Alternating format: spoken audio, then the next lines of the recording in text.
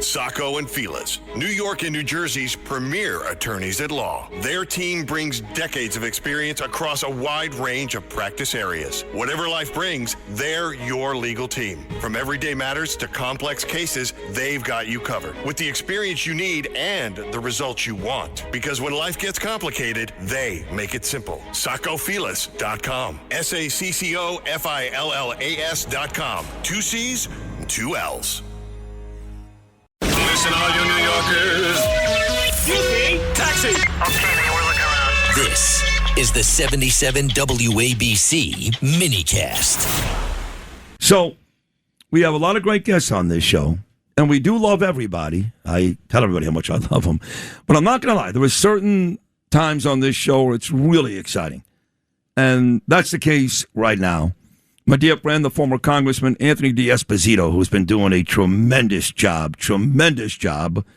as the General Inspector of the Labor Department, had an opportunity to go back and run again against Laura Gillum, decided not to do it, so Driscoll hopefully can beat her. Hopefully, Janine, we love you. I don't know. But Anthony's going to stay in his position for President Trump, which I'm happy he's doing. And with him, this is a real treat, is the Secretary of Labor, Keith Sonderling, who has literally devoted his last 8 years of his life, and he's only 43, to Trump's Labor Department. Even stuck around for a while there with Joe Biden. So these are two great Americans and two terrific guys, and it's great to have you here this morning. Thank you, gentlemen. Thanks for having us, brother. Yeah. Let's get to you first, Keith. You are 43 years old. You've been doing this now since the first Trump administration. How does this all start for you? I was a labor and employment lawyer in Boca Raton, Florida, a place you're very familiar with. Well, lived there for 16 years, just west of Yamato on 441 in Saturnia. I'm still a legend there, just so you know. You are. And I had a great life down there, just like you did. And then when President Trump won, it was a once-in-a-generational opportunity to leave beautiful Palm Beach County and move from one swamp to another. But how does that happen? Did you know President Trump?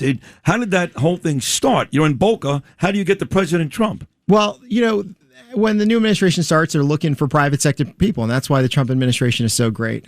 He didn't take government bureaucrats. He didn't take the typical swamp people, and he got people who are actually dealing and practicing in the same areas to go run these agencies. And, what a concept that is. And that's why the Trump administration, both of them have been so successful, because they take people from out of D.C., they take people with real life experience, and they put them in these roles. So that's how I was able to get in when they were looking for people who actually knew labor and employment. And I was able to move up to D.C. And since then, it's just been a complete wild ride. But the easiest thing for me is just being able to work for the president, because he is the most dedicated president in the history of this country to the American worker. And we've never seen such support for American workers and businesses than we have under President Trump. No question about it. In just the last couple of days on this show, I've had Brooke Rollins was on. She's with the president today in Wisconsin.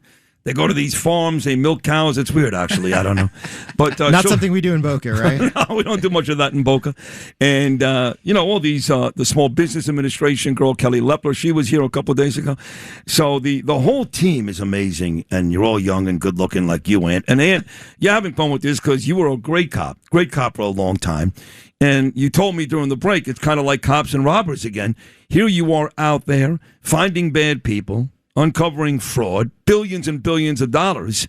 So you're really enjoying this work, aren't you? Yeah, what's great about it is, and Keith will tell you, that the Inspector General for the Labor Department has one of the broadest jurisdictions of any Inspector General in the federal government. And I have agents throughout the nation who are doing excellent work. And depending on where our offices are, they're right in the mix with gun cases and drug trafficking, human trafficking, child trafficking, and now obviously we're focusing on the fraud that we always have. And you look at states like New York with Kathy Hochul, places like California with Gavin Newsom, who's by far and away the king of fraud, and I would say Kathy Hochul's the queen of fraud. The nation loses almost $1 trillion a year to fraud. And the fact is that what a unique concept. President Trump and Vice President J.D. Vance said, well, let's tackle it. And they've literally taken a entire government approach where they've given everyone the opportunity and the resources that they need. And they've flat out told the U.S. Attorney's Office, when our investigators present cases to you about fraud. We don't care how much it is. We want people prosecuted. We want people put in handcuffs, and we want them put in jail. And the fact is, yeah, it's back to my roots. And I think that the agents and the people in the president's task force team, they love having a guy who actually did the work, who worked in the streets of New York City, who worked in Brownsville, Brooklyn. A shout out to the 7-3 precinct, where I was a cop and a detective. They love that there's an investigator that actually can look at these cases and say, well, I think we should do this, or maybe we should do that, or, wants to go out there and rally the troops. And we're making a difference. We're putting handcuffs on people. We're putting people in jail. We're traveling around the country doing takedowns, and President Trump and Vice President Vance are committed to this effort. And I think it's going to make a lasting change in this nation. And, and that's really what's important. I love it, too. And you're a tough guy. You're a sweetheart. You're one of my best friends, but you're a tough guy. And you're great at this job. So it's not just you guys, right? I had Dr. Oz in this studio less than 2 weeks ago, and talking about New York and Kathy Hochul, he's uncovered a lot of fraud with Medicare and Medicaid here in New York. Lee Zeldin, I'll be introducing Lee Zeldin tomorrow night at a big dinner for Mike Lawler up in Rockland County. He was the one who started all this at the EPA, billions of dollars, even going back to that louse Stacey Abrams, and J.D. Vance, you said, is working on this too. So you have all these different people and all these different agencies, right, uncovering fraud all over the country. And like you said, it's in the billions, end up in the trillions.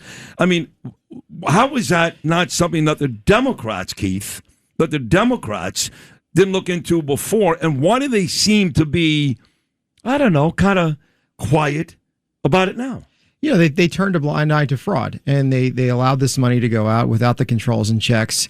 And this is your taxpayer dollars. Every cent that went out that was stolen was a theft on you. Or as Anthony says, it's also a tax on the Americans. But, from the Department of Labor's perspective, our role is related to the unemployment insurance system. That's why we have such a big role in the vice president's task force. And during the pandemic, this is a program that's really just supposed to help workers get back on their feet temporarily, because the Trump administration is putting people in high-paying, high-skilled jobs. The unemployment insurance system during the pandemic, when a lot of people were hurting, a lot of people were laid off, just supposed to be temporary. During that time, $900 billion went out to help Americans during that tough time. But we found out later that $135 billion of that was stolen. Fraud. Wow. Yep. And because of the lack of controls and the lack of checks. And the really egregious part, if you break down some of that $135 billion, some great stats for you and your listeners. Nearly $29 billion of that went to the same Social Security numbers in multiple states. Come on. Is that true? It gets better. Yeah. $139 million to dead people. Dead people, right. $16 billion to suspicious emails, just made up emails.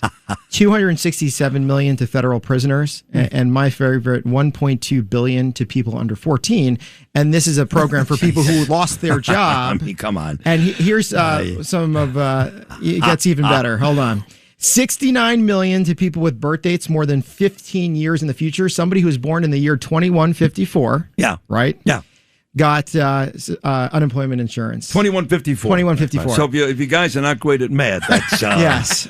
And some more math for you too. $59 million went to 24,000 people over the age of 115 years old. And I think the oldest person in America, I keep Googling it because it changes. I think it's either 114 or 115, but that's one person. One person. And we're talking about 25,000 people over 115. And it just turned into a joke. It turned into an easy way to steal our American taxpayer money.